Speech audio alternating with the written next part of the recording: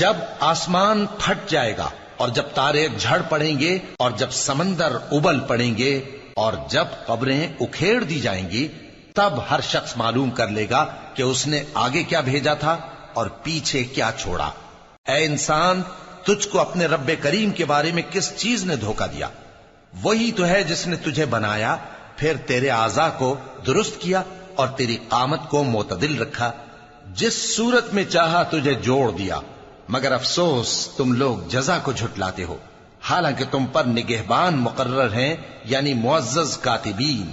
جو کچھ تم کرتے ہو وہ اسے جانتے ہیں۔ بے شک نیکوکار نعمتوں کی بہشت میں ہوں گے اور بدکردار دوزخ میں، یعنی جزا کے دن اس میں داخل ہوں گے اور اس سے چھپ نہیں سکیں گے۔